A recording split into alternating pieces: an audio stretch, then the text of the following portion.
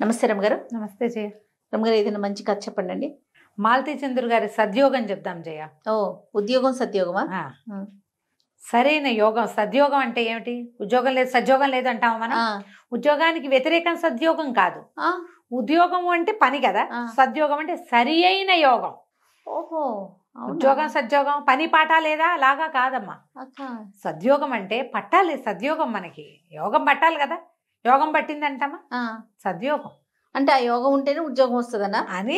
అద్భుతమైన యోగం పడితే వెళ్లాల్సిన చోటు ఏదో ఒక ఉద్యోగం, దిగమాల ఉద్యోగం కాదు. సరైంది మన జీవితాన్ని మళ్ళీ బలుపు తిప్పేది. ఇప్పుడు నాకు పట్టింది సద్యోగం. అట్లా అట్లా. ఈ పుస్తకం నేను స్కూల్లో ఉండగానే చదివాను జయ.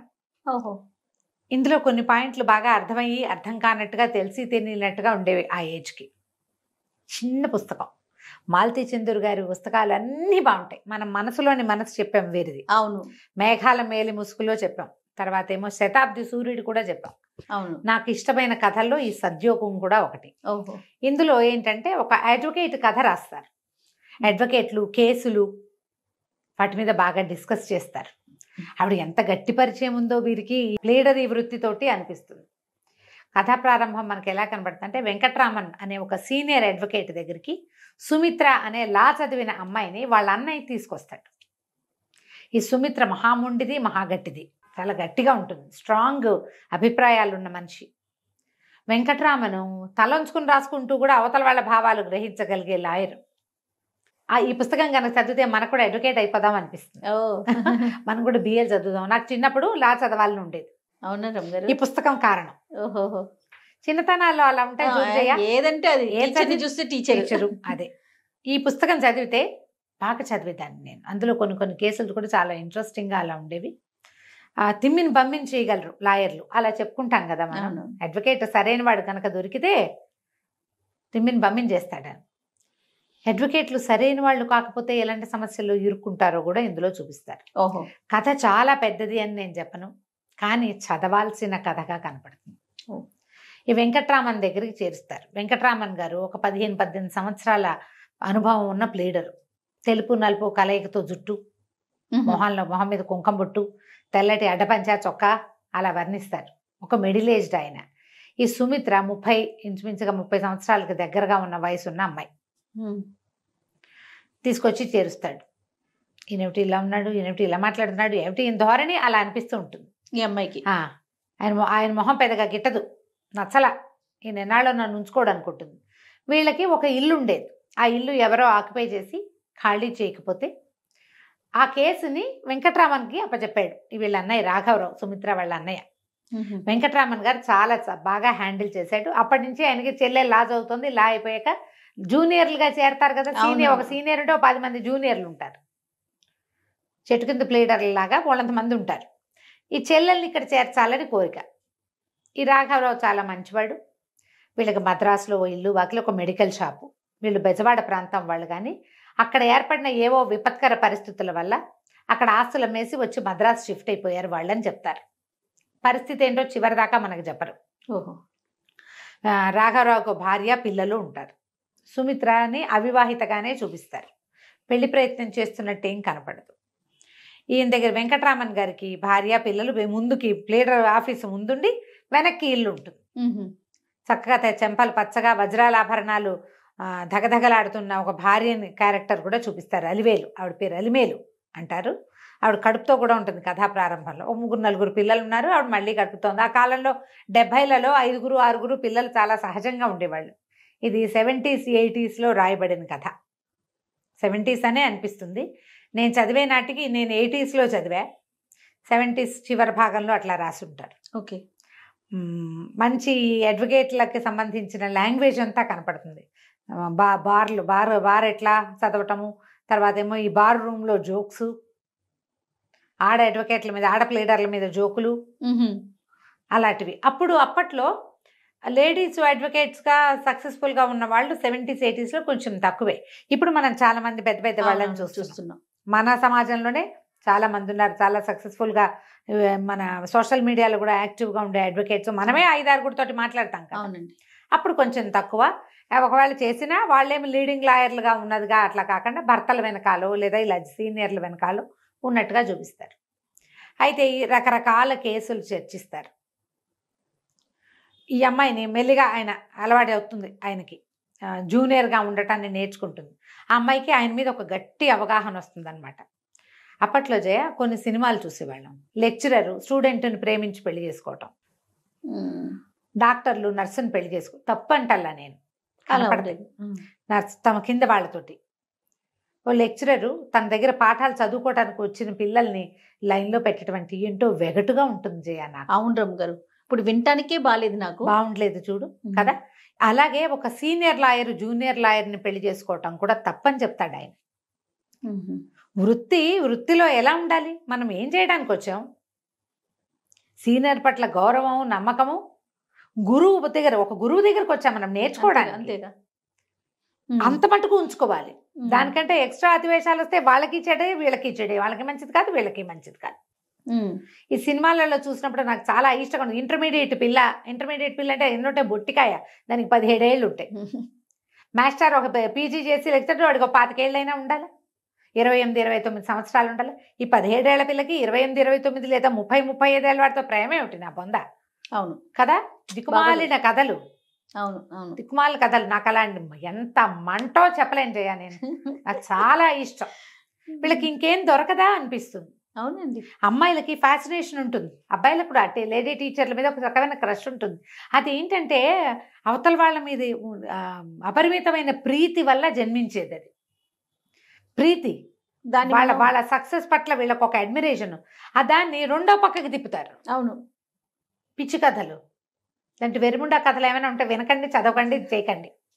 సినిమాలు ఉంటే బ్యాన్ చేసి పారేయాలి ఆ సినిమాని. చాలా ఇష్టంగా ఉంటుంది నాకు. లెక్చరర్ కోసం మాస్టర్ నా వైపు చూసారు చూడలేదని పిల్లలు కొట్టుకోవటము విచిత్రంగా. ఇంకా లేడీ టీచర్ల మీదకి కూడా మగపిల్లలు, అది కూడా అది వాడికి మదర్లీ క్రష్ ఉంటుంది, మదర్లీ క్రష్ ఉండాలి. అంతేగాని ఇలా ఉంటే ఎట్లా? అలాంటి సినిమాలు కూడా ఉన్నాయి. అలాంటి దౌర్భాగ్యాలు, దాన్ని పేరెత్తడమే అసహ్యం నాకు. అందుకే నేను చెప్పట్లేదు. ఓ పెద్దవాళ్ళతోటి మాట్లాడతారు, చిన్నవాళ్ళు కుర్రాళ్ళు ఏమిటి వీళ్ళకి ఎందుకు ఓవర్ యాక్షన్ చేస్తారు? మీ అమ్మతోటో మేనత్తతోటో పింతలతోటో చేయగలరా? అదే కదా, వాళ్ళ వయసు ఉన్న వాళ్ళతోటి వీళ్ళు ఓవర్ యాక్షన్లు ఎందుకు చేయాలి? ఎందుకు? ఎక్కడో పుడుతుంది ఈ పిచ్చి. అవి ఎక్కడో చదువుతారు, ఎక్కడో వింటారు జయ. ఇప్పుడు ఇలాంటిది ఏదైనా జరిగితే దాన్ని పెద్దది చేయకూడదు. పెద్దది చేస్తే మిగిలిన వాళ్ళంతా దాన్ని ఫాలో అవుతామంటారు, ఈ చెత్తల్లోకి వెళ్తారు. మనకి ఒక వాకిట్లో చెత్త ఉంది, దాని వాకిలంతా పరుచుకుంటామా? ఏం చేస్తాం? దాన్ని ఎత్తి ఒక మూల పెడతాం, దాన్ని బయట పారేస్తాం, కంటికి కనపడకుండా చేస్తాం. ఆ వాసన రాకూడదు, మనకి సమాజానికి తెలియకూడదు అవి. ఈ దిక్కుమాల సినిమాలు, దిక్కుమాల వేరే కథలతోటి సమాజం అంతా దాన్ని ఫైలాయించటం. పెద్ద పెద్ద ఆంటీ ఆ సినిమా చూసినా కూడా నాకు ఎంత మంటో. నేను చిన్నప్పుడే చూసా ఆ సినిమా, నాకు ఎప్పుడు నచ్చలేదు నాకు అది. ఆవిడ జయసుధ ఎంత మంచి యాక్ట్రెస్, ఇలాంటి దిక్కుమాల సినిమా ఎందుకు ఒప్పుకుంది అనిపించింది తెలుసా నాకు. చాలా ఇష్టంగా ఉంటుంది. అది ఎంత క్లియర్గా చెప్తారంటే మాలతీ చందూర్ ఇందులో సీనియర్ పట్ల గౌరవము భక్తి ఉండాలి. సీనియర్కి తన దగ్గర నేర్చుకోవడానికి వచ్చిన వాళ్ళ పట్ల వాత్సల్యం ఉండాలి, వీళ్ళకి నేర్పించాలనే దృక్పథం ఉండాలి. అంతేగాని వేరే భావాలకి తావివ్వకూడదు. ఈ అమ్మాయి ఈయనతో పాటు వెళ్తూ ఉంటుంది, కొంచెం ఫ్యామిలీలో ఏవో చిన్న చిన్న ప్రాబ్లమ్స్ ఉంటాయి కానీ అదంత పెద్దగా చూపించరు. కొన్ని కేసులకి ఈ అమ్మాయిని పక్కన పెట్టుకుని చేయించడం మొదలు పెడతారు. లేడీస్ పక్కన ఉంటే కొన్ని సమాధానాలు బాగా వస్తాయి. ఒక్కొక్క కేసు అప్పచెప్పడం మొదలు పెడతారు. ఈ అమ్మాయి ఎలా పెరిగి సక్సెస్ఫుల్ అడ్వకేట్ అయిందో చూపిస్తారు మనకి. ఒక పెద్ద కేసు ఒకటి వస్తుంది, ఆ కేసు భలే, ఆ చిన్నప్పుడే నాకు ఇంట్రెస్టింగ్గా ఉండేది, చెప్తాను అది. ఒక ఆయన చేస్తే, ఒక శెట్టి గారు ఒక ఆయన పరిగెత్తుకొస్తాడు, వీళ్ళు సామాన్లన్నీ ఆయన దగ్గర కొంటారు. ఏంటంటే ఆయన కల్తీ వాడు ఇన్స్పెక్టర్ వస్తాడు కదా, శానిటరీ ఇన్స్పెక్టర్ ఏదో అంటారు కదా, ఫుడ్ ఇన్స్పెక్టర్, ఆయన పట్టేసుకుంటాడు. పసుపు కొమ్ముల్లో కల్తీ చేశారు, సీసం కోటింగ్ వేశారు అని కేసు. ఓహో, ఈయన పరిగెత్తుకుంటూ వస్తాడు ఈయన దగ్గరికి, వెంకటరామన్ దగ్గరికి. మామూలుగా మీరు కల్తీ చేయండి. చేస్తాం బాబు, వెన్న నూనె వాటిలలో కొంత కల్తీ జరుగుతుంది. పసుపులో ఏం చేస్తాం? పసుపు అక్కడెక్కడి నుంచో వస్తుంది, మేము అమ్ముతాం, ఇంతే. నేను అది చేస్తా, ఇది నేను చేయను చెప్పాడు క్లియర్గా. మరి ఆ రోజు అవి ఎందుకు పట్టుపడలేదంటే ఆయన 10ంటికే వచ్చాడు, నూనె వెన్న అవి రావడానికి 11 గంటలకి. ఆయన 11 తర్వాత వస్తే అందులో చేసేవాళ్ళం గ్యారంటీగా. ఆయన ఇన్స్పెక్టర్కి ముందంతా చేతులు తడిపేవాళ్ళు. ఆయన కుమార్తె పెళ్ళినప్పుడు ఆయన ఏదో పెద్ద ఎత్తున కోరుకున్నాడు, వీళ్ళు అది ఇవ్వపోయేసరికల్లా ఆయన రాసేసాడు పసుపు కొమ్మల మీద సీసం కోటింగ్ ఉందని. ఇప్పుడు పసుపు కొమ్మలు ఎక్కడ పుడతాయి అని దుగ్గిరాల ప్రాంతం నుంచి వస్తాయి వీళ్ళకి. అమ్మాయికి ఆంధ్ర వెళ్ళాలంటే భయంగా ఉంటుంది, ఒక చేదు అనుభవం ఉంది ఆంధ్రలో. బెజవాడ ప్రాంతం వాళ్ళని చెప్పాం కదా ముందే. అయితే ఇంకా వాళ్ళ అన్నయ్య ఎంకరేజ్ చేస్తాడు, ఏం కాదు వెళ్ళు వెళ్ళు పర్వాలేదంటే ఆయనతో పాటు వెళ్ళటం. ఒంటరిగా ఆయన హుందాగా ఉంటాడు. ఈ అమ్మాయి ఎవరెవరి మాటలో విని కొంచెం వేరే ఆలోచనలు వస్తాయన్నమాట. మా కారులో సీనియర్ పక్కనే కూర్చుంటుంది, వెనకాల సీట్లో కూర్చోబెట్టుకుంటాడు, ముందు డ్రైవరు గుమాస్తా ఉంటారు, ఇంకో ప్లేడర్ ఉంటాడు మనవాళ్ళని, అతని క్యారెక్టర్ కూడా చూపిస్తారు. తమిళ ప్రాంతం, ఇదంతా మద్రాసులో జరిగింది కథగా కనపడుతుంది. ఫ్రంట్ సీట్లో మీరు సీనియర్ పక్కన కూర్చుంటాం అది మంచిది కాదన్నారు, అలాంటి మాటలు. ఈ అమ్మాయికి ఇంకొక మేరీ అని ఇంకొక కలీగ్, ఇట్లాగే అమ్మాయి లాగానే అడ్వకేట్, ఒక కాంతామణి అని ఆవిడ ఎంతసేపు భర్తను ఎవరైనా ఎగరేసిపోతారని వస్తుంది, ఆవిడ ఎప్పుడు పడుకుని నిద్రపోతుంటుంది, కానీ అక్కర్లేని మాటలు మాట్లాడుతుంది. ఆ వాక్యాలన్నీ అమ్మాయి గుర్తొస్తాయి. ఆయనతో కూర్చుని కూపేలో ప్రయాణం చేయడానికి భయపడుతుంది. ఆయన మామూలుగా ఉంటాడు, ఆయన తన జూనియర్ని తీసుకెళ్తాను అనుకుంటాడు, అది అమ్మాయి అన్న భావం ఆయనకు ఉండదు. కానీ ఈ పిల్లకి భయం. ఒక్క క్షణం కాంతామణి మాటలు గుర్తొస్తాయి. అమ్మో వాళ్ళు ఏమనుకుంటారు, అమ్మో ఏమంటారు, ఈయనతో కలిసి వెళ్ళంటే ఒకే కూపేలో ప్రయాణం చేసామంటే ఎలాంటి మాటలు పుడతాయి, ఈయన ఎలా ఉంటాడో. నీకు చెడ్డ మాటలు ఎవరైనా మాట్లాడిన ఇప్పుడు నేను చెప్పే కదా, బయట నుంచి వచ్చేది ఎక్కువ ఉంటుంది జయ. అవునండి. ఇప్పుడు ఒక పెద్దది 30 ఏళ్ళ ఆవిడ 15 ఏళ్ళ కుర్రాడితో సరదాగా మాట్లాడింది అనుకో, పిల్లాడు ఆవిడ మామూలుగా మాట్లాడుకుంటారు, ఏముండదు. వాడు ఎవడ ఏంట్రా ఆంటీ నీకు లైన్ ఇస్తుందని ఎవడైనా చెప్తే నిజమేన అనుకుంటాడు వీడు. ఇంకా అక్కడి నుంచి మొదలు పెడతాడు. అక్కడి నుంచి అక్కర్లేని వేషాలు, చాలా మటుకు ప్రేమ కథలు కూడా జయ. ఒక ఆడపిల్ల మగ పిల్లాడు కాసేపు మాట్లాడుకోం కానీ మీ ఇద్దరు జట్టు అని మిగిలిన వాళ్ళు వీళ్ళని నమ్మిస్తారు. వాళ్ళలో అంత తీవ్రమైన భావాలు ఏమి ఉండవు, అందరితో మాట్లాడినట్టే మాట్లాడతారు. మిగిలిన వాళ్ళు వీళ్ళు ఎక్కువ మాట్లాడుకుంటున్నారు అని గమనించారంటే వాళ్ళు ప్రోవోక్ చేస్తారు, వీళ్ళు ఫిక్స్ అవుతారు. మీరు గమనించండి, ఒక్కొక్కసారి మన ప్రేమ కథలు కూడా అలాంటివిగానే తేలుతాయి ఆలోచిస్తే. మనంతటా మనకి అంత తీవ్రమైన ప్రేమ అది ఏం పుట్టదు జయ, జరగదట్లా. ఎక్కడో ఒకళ్ళు ఉంటారు లైలా మజ్నులు, మిగిలిన వాళ్ళంతా స్నేహాలు ఫ్రెండ్షిప్లు కబుర్లే. చుట్టుపక్కల వాతావరణమే మనని తీవ్రతలోకి నెడుతుంది, అక్కర్లేని ఆలోచనలోకి భయపడుతుంది. కానీ ఆయన మామూలుగానే ఉంటాడు. అక్కడికి తీసుకెళ్తే ఆ ఊర్లో పసుపు ఎలా పండుతుంది, ఏం చేస్తుంది మొత్తం అబ్జర్వ్ చేస్తాడు జయ ఆయన ఈ అమ్మాయితో పాటు వెళ్ళి, సుమిత్రతో పాటు. చివరికి పసుపు వండుతారు పాత్రల్లో, ఆ వండిన పాత్రల్లో చిల్లు ఇవి కొన్నాళ్ళకి పనిచేస్తాయా, ఏం చేస్తారంటే చిల్లులు పడతాయండి, సీసంతో కళాయి వేయిస్తామని చెప్తాడు. కళాయి వేయబడిన సీసం ఈ దుంపల మీద లేతగా ఒక పొరలాగా అంటుకుంటుంది. ఓహో, అక్కడ జరిగింది కల్తీ కాదు, అది ఆ పనులలో జరిగేది. అది పట్టుకొస్తాడు, ఆ కేసు గెలుస్తాడు. సూపర్. ఇలాంటివి 2-3 కేసులు చెప్తారు. ఈ అమ్మాయి ఆయనతో పాటు వెళ్ళింది. చివరికి ఏమవుతుంది, ఒక కేసు వస్తుంది. రెండో కేసు ఏమో ఇంట్రెస్టింగ్గా ఉండేది. ఒక కుర్రాడు, అతనికి ఆస్తి రానివ్వకుండా బాబాయిలు అడ్డం పడతారు. ఈ కుర్రాడు తండ్రికి సక్రమ సంతానం కాదు, ఒక ప్రేయసికి పుట్టినవాడు. కానీ ఈ పిల్లవాడు పుట్టాక ఆవిడ పోయింది, ప్రేయసి పోతే ఏం చేశాడు ఆయన, దిక్కులేని పిల్లాడిని తెచ్చి మొదటి భార్యకే అప్పచెప్పాడు. ఆవిడకి పిల్లలు లేరు, ఆవిడ ఈ పిల్లాడిని పెంచుకుంది. ఆస్తి లెక్క ప్రకారం దీనికి రావాలి. అయితే ఆయన చనిపోయాక ఆయన తమ్ముళ్ళు కోర్టు కేసేస్తారు, వీడు అక్రమ సంతానం, వీడికి రాదు, మా వదిన గారికి మతిస్థిమితం లేదు, వీడు ఆవిడని పట్టేసుకున్నాడు, ఆస్తి మా అన్నయ్య ఆస్తి మాది అని వేస్తారు. దీనికి మాట్లాడడానికి మళ్ళీ వెంకటరామన్ గారు సుమిత్ర ఇద్దరు వెళ్తారు. వెళ్తే ఆ ముసలావిడితో మాట్లాడమంటారు. అమ్మ ఆవిడ చెప్తుంది, మా సీనియర్ చాలా మంచివారు, న్యాయం ఎక్కడుంటే ఆయన అక్కడ ఉంటారు, ఖచ్చితంగా గెలిపిస్తారు మీ కేసు అంటే. అప్పుడు ఆవిడ చాలా ఓపిక లేని ముసలావిడ, నా దగ్గరికి ఒక్క డాక్టర్ రాలా, నాకు మతిస్థిమితం లేకపోవటం లేదు, తల్లి చచ్చిపోయిన పిల్లవాడిని నేనే ఎత్తుకు పెంచుకున్నాను, వీడే నన్ను గట్టెక్కించాలి, నా నోట్లో తులసి తీర్థం వాడే పోయాలి, నా తలకొరి వాడే పెట్టాలి, నా ఆస్తి మొత్తం నా పిల్లాడికే దక్కాలి, నేను పెంచుకున్నాను వీడిని అని చెప్తుంది తల్లి. ఇంకా ముసలావిడ అక్కడి నుంచి ఇతను ఏం చేస్తాడు, చుట్టుపక్కల ఊళ్ళో ఉన్న 3-4 పెద్దవాళ్ళని పిలుచుకొచ్చిన వాళ్ళలో ఒక ఆయన ఈ సుమిత్ర వాళ్ళ నాన్నకి ఫ్రెండ్. ఓకే, నాన్న ఫ్రెండ్. దాంతో వీళ్ళు ఏం చెప్తారు, ఈ పిల్లవాడు ఇతనేమో తల్లిని ఇంత బాగా చూసుకుంటున్నాడు, తనకి అన్యాయం చేయబోతున్నారు బాబాయిలు అని వాళ్ళందరినీ ఆకట్టుకుని ఆ కేసు గెలుస్తాడు. ఓ మీరు ఈ కేసు గెలిచారంటే ఆయన చెప్తాడు, నువ్వు చెప్పావు మా సీనియర్ చాలా అద్భుతమైన వ్యక్తి, న్యాయం పక్కన నిలబడతాడని. ఎట్లాగైనా ఈ కేసు గెలవాలనుకున్నాను నేను. నీ నమ్మకాన్ని పొందటం కోసం చేశాను ఇది. సీనియర్ అండ్ జూనియర్ మధ్య ఈ రకమైనది ఉండాలి. అయితే ఇందులో ఇంకొక కేసు, ఒక్కొక్క ఫ్యామిలీని చూపిస్తారు. రామస్వామి, గోవిందస్వామి అని తండ్రి కొడుకుల అడ్వకేట్లు. ఈ రామస్వామి గారికి 6 పిల్లలు. మంచి తాగుబోతువాడు. ఆయన మధురం అని ఒక 24-26 సంవత్సరాల అడ్వకేట్ని పెళ్లి చేసుకుంటాడు. జూనియర్ని ఆకట్టుకుని ఆ అమ్మాయి ఆయన వల్ల పడి పెళ్లి చేసుకుంటుంది. ఏదో ఫరం పెట్టి డబ్బులన్నీ కొట్టేస్తారు. తండ్రి కొడుకు పారిపోతారు. ఈ మధురం దొరికేస్తుంది. అప్పటికి 3 నెలల్లో 4 నెలల్లో ప్రెగ్నెన్సీ. ఈయన అప్పుడు చెప్తాడనమాట, మధురం ఎందుకు పెళ్లి చేసుకోవాలి ఆయన్ని, ఏజ్ అంత డిఫరెన్స్ ఉంది, ఇంత డిఫరెన్స్ ఉంది, ఆయనకి 6 పిల్లలు ఉన్నారు, తాగుపోతువాడు, మనిషి కుదురులేని మనిషి, తనకంటే పెద్ద కొడుకుంటే ఏం ఫ్యాన్సీ. ఒక ఆడ మగ ఒక చోట పనిచేస్తున్నప్పుడు ఒక ఫ్యాన్సీ కలుగుతుంది. అది ప్రొఫెషనల్ ఫ్యాన్సీని ప్రొఫెషనల్గానే ఉంచుకోవాలి, దాన్ని నిజ జీవితంలోకి తేకూడదు. నాకు అంత చిన్నప్పుడు హై స్కూల్లో ఉన్నప్పుడు ఈ వాక్యాలు నచ్చినాయి. ఎక్కడ ఫ్యాన్సీని అక్కడే పెట్టుకోవాలి. ఇప్పుడు మీరు ఉద్యోగస్తులు ఇప్పుడు కూడా మన జీవితాల్లో ఎన్ని చెత్తలో కొలీగ్స్ ఏమిటో ప్రేమల్లో పడతారు. వాడికి పెళ్ళా ఉంటుంది, దానికి మొగుడు ఉంటాడు. కరెక్ట్ రమ్మగారు.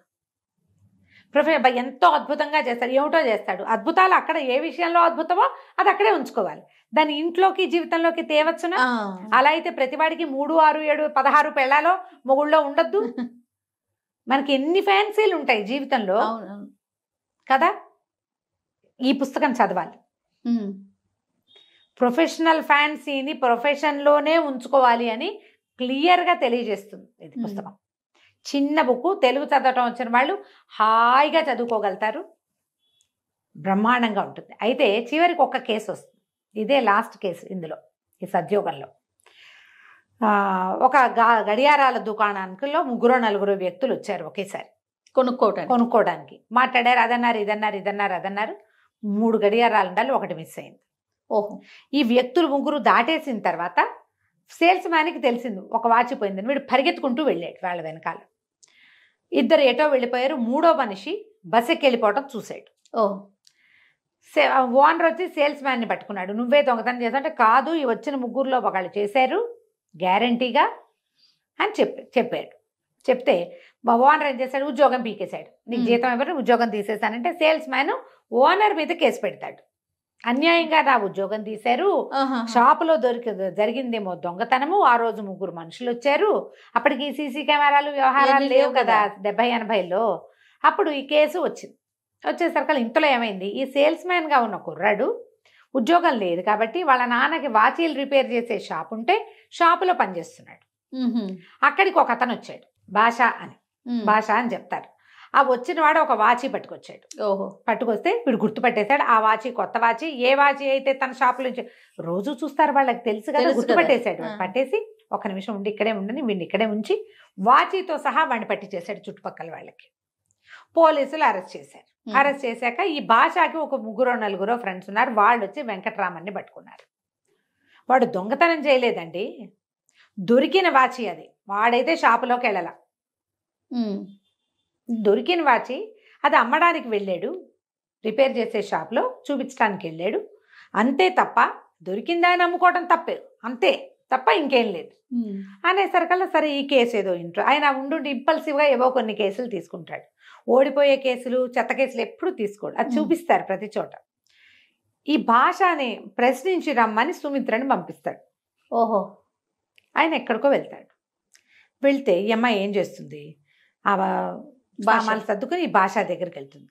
ఆ పోలీస్ స్టేషన్లోకి వెళ్ళాలి, పోలీసు లాకప్ దగ్గరికి వెళ్ళాలి. లాయర్లు అంటే పాపం వాళ్ళు మన సినిమాల్లో చూసినట్టు కోర్టులలోనే కాదమ్మా, ఎన్ని చోట్లకి చెడదిరగాలో పాపం వాళ్ళు, ఎన్ని రకాల పనులు చేయాలో, చాలా చదవాలి, ప్రతి దాని మీద నోట్స్ రాయాలి, బోల్డ్ అంత పని ఉంటుంది. ఫ్యాన్సీ కాదు లాయర్ పని అంటే, ఎంత కష్టసాధ్యమైన పనో అది.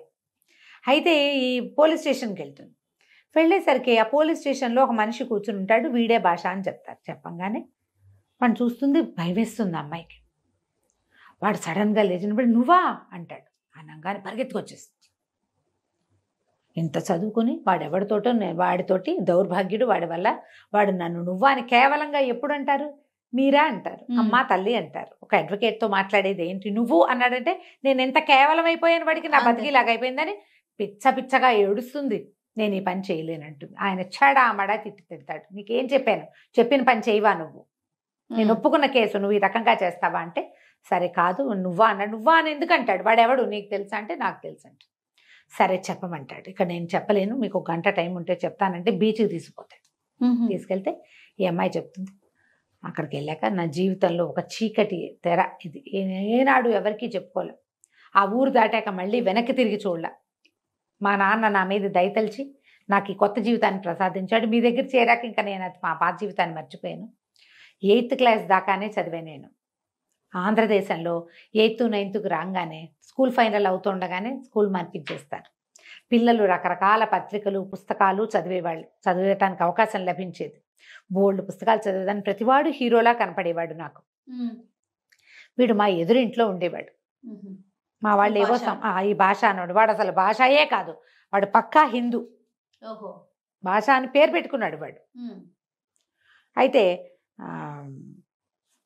ఆయనేమో సరే చెప్తుందనమాట, నేను ఈ ఎదురింటి వాడితో ప్రేమలో పడి వాడితో కలిసి పారిపోయాను. ఇది ఎన్నేళ్లకి, ఈ అమ్మాయికి 16-17 సంవత్సరాలు. అప్పుడు టీనేజ్లో వెళ్ళిపోయాను.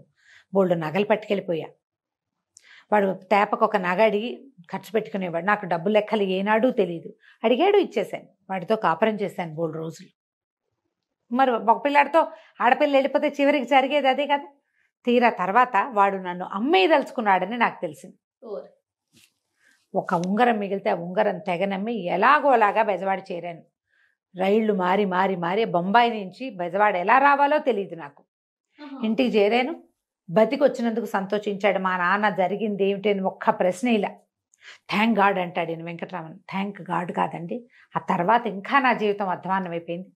వారం తిరిగేసరికి వాడిద్దరు స్నేహితులను వేసుకుని మా ఇంటి మీద పడ్డాడు. నేను వెళ్ళిపోయిన సంగతి, తిరిగి వచ్చిన సంగతి ఎవరికీ తెలియదు అప్పటిదాకా బయట. వీడు వచ్చాక ఇదంతా గోలగోలు చేసాడు. ఇది నా పెళ్ళామని, నేను పెళ్లి చేసుకున్నానని, నాతో పాటు ఉందని, నేను అప్పుడు చిన్నతనంలో రాసిన ఉత్తరాలని చూపించాడు. ఎంత గోలయ్యిందో. నేను కూడా తెగించి ఆయన రాశాను ఉత్తరాలు. అయినా సరే నేను నీతో రాను, వీడెవడో నేను ఎరగనని చెప్పేశాను. పోలీస్ రిపోర్ట్ ఇచ్చాం. మా నాన్న ఇంకేం చేస్తాడు, ఇంతల్లరయ్యాక పిల్లని చంపేసుకోలేకపోయాడు. ఇక చివరికి ఆ ఊళ్ళో ఉండలేకపోయాం మేము. బయటకు వచ్చేసాం. మా నాన్న మద్రాసు తీసుకొచ్చేసాడు, తెగనమ్మేశాడు. కానీ ఏనాడు మన తండ్రి ఏం జరిగింది, ఎలా జరిగింది అని నన్ను నిలదీలా. నాకు ఒక కొత్త జీవితాన్ని ప్రసాదించాడు. మళ్ళీ నన్ను PUCలో చేర్పించాడు. చదువుకున్నాను. జీవితం ఎంత పెద్ద పాఠం చెప్పింది. మరి తర్వాత కాలేజీలో చేరాను. ఆ తర్వాత లా చదివించాడు.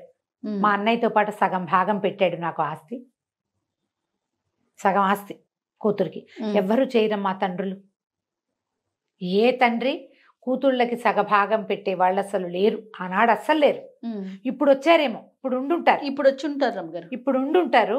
కానీ ఆ 70లలో ఆడపిల్లలకి ఆస్తి పెట్టడం అన్న మాటే లేదు జయ. అప్పట్లోనే ఆవిడ అంత ఫార్వర్డ్గా ఆలోచించారు చూడండి కదా. ఇదంతా మామూలు అనుకోవద్దు. ఈ కథ రాసే నాటికి సమాజపు పరిస్థితులు ఏమిటో మీకు అర్థమవుతాయి, మీకు తెలిస్తే మనం ఎంత అత్యద్భుతమైన సమాజంలో ఉన్నాము ఈనాడు, మన పరిస్థితులు మనకు తెలుస్తాయి. మనం ఇప్పటికి కూడా ఏదో స్వతంత్రం లభించలేదు, అదేదో కుదరలేదు, ఇదేదో చేయలేదు అలా అనుకుంటున్నాం. అవునండి. మన ముందు తరాల ఆడవాళ్ళు ఎలాంటి దౌర్భాగ్యపు స్థితిలో ఉన్నారో తెలుసుకుంటే గానీ మన అదృష్టం ఏమిటో మనకు అర్థం కాదు. కరెక్ట్. ఎంత వివరంగా రాస్తారు. తర్వాత నేను ఇక్కడ చదువుకోవటం మొదలుపెట్టా. వాడే వీడు అనేసరికి ఈయన అన్నాడు, అవును వాడు వెధవ దొంగ, నిన్నేదో చేశాడు, నేను ఒప్పుకుంటా. వాడు ఈ పర్టికులర్ చేసి ఉండకపోవచ్చు, నువ్వు ఇదివరకు ఏదో చేశాడు కాబట్టి ఇప్పుడు కూడా అదే చేస్తాడని నువ్వు ఎలా అంటావు? ఓహో, నీ పాత కథలు విని ఏడిపిస్తూ కూర్చుంటే కథ చెప్పుకుంటూ ఉండు, నువ్వు ఇందుకే పనికొస్తావు. ప్లీడరీకి పనికిరావు. ప్లీడర్ అన్నవాడు తన ప్రీవియస్ది పోస్ట్ హిస్టరీలు చెప్పకూడదు. వచ్చిన క్లయింట్కి న్యాయం చేయగలవా లేదా అనేది చూడాలి. క్లయింట్ న్యాయమైన వాడు అతను ముందేం చేశాడు కాదు, ఈ పట్టి నీ దగ్గరకు వచ్చిన కేసులో ఏం చేశాడో కనుక్కోవా నువ్వు అని ఆయన చేసేస్తాను. వస్తే పనికి మాలిందనివి నువ్వు ఇంట్లో కూర్చో అని నానా తిట్లు తిడతాడు. జాలిపడ్డు, అదంతా జాలిగానే ఉంటుంది ఆయనకి. ఈ అమ్మాయిని ఎట్లా కొట్టేస్తాడంటే మాటలతోటి సమ్మెటిపోట్లే. మెల్లిగా ఈ అమ్మాయి మనస్సు దిటవు చేసుకుంటుంది. నిజం, అప్పుడేదో చేశాడు, ఇప్పుడేంటో వాడి పరిస్థితి. ఆలోచనలోకి వెళ్తుంది. నేను చేస్తాను, ఇక నేను నమ్మను, నీకు అసలు క్లయింట్ పట్ల నమ్మకమే లేదు, వాడి మీద బోల్డని అనుమానాలు ఉన్నాయి, వాడు నేను చిన్నప్పుడు ఏదో చేశాడు కాబట్టి ఇప్పుడు కూడా వాడు అలాగే చేస్తాడని నువ్వు ఎలా చెప్తావు? ఎలాంటి వాడైనా మారచ్చునే. పైగా అవేవో చేసి ఉండొచ్చు, ఈ పర్టికులర్ దొంగతనం వాడు చేసి ఉండకపోవచ్చు, వాడు లబోదిబోం అంటున్నాడు, నేను కొట్టుకే వెళ్ళలేదంటున్నాడు అని గట్టిగా వాయించేస్తాడు. ఏమైనా సరే కేసు చేసి తీరుతానంటూ. సరే ఈయన ఏం చేస్తాడు, రాత్రే పోలీస్ స్టేషన్కి వెళ్తాడు. వెళ్ళి వాడిని తెగదిట్టి వాళ్ళ నాన్న వాళ్ళ అన్నయ్య పబ్లిక్ ప్రాసిక్యూటర్కి చిన్న చిన్న అబద్ధాలు చెప్పి సాక్షిని బెదరగొట్టడం మంచి సరదా వెంకట్రామన్కి. పబ్లిక్ ప్రాసిక్యూటర్గా ఉన్నాడు. బొంబాయిలో పిల్లలు ఎవరెవరి పిల్లల్ని నువ్వు అమ్మేవో అవన్నీ సాక్ష్యాలు తీస్తున్నారు, నీ పని శంకర్గిరి మాన్యాలే అని బాగా బెదిరిస్తే వాడు లబో దిబోమని, బాబు కాదండి మేము దొంగ సామాన్లు కొంటాం, వాడు ఒకడు నాకు పట్టుకొచ్చి ఇచ్చాడు, రోడ్డు మీద దొరికింది కాదు కానీ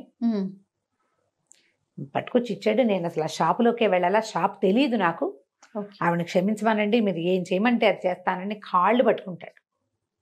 రేపు వస్తుంది మర్యాదగా మాట్లాడమని చెప్పి రాత్రే వీడిని రిపేర్ చేస్తాడు ఆయన. మర్నాడు సౌమిత్ర వెళ్ళి వివరం అంతా తీసుకుంటుంది. ఒక కళ్ళజోడు పెట్టుకుని ఉంటాడు అతను, ఈ పర్టికులర్ భాష అన్నవాడు. వాడి పేరేంటో మళ్ళీ చెప్పరు ఇంకా మనకి. అదే ఆ అమ్మాయి కేసు పకడ్బందీగా ఫైల్ చేసి కేసు గెలిపిస్తుంది.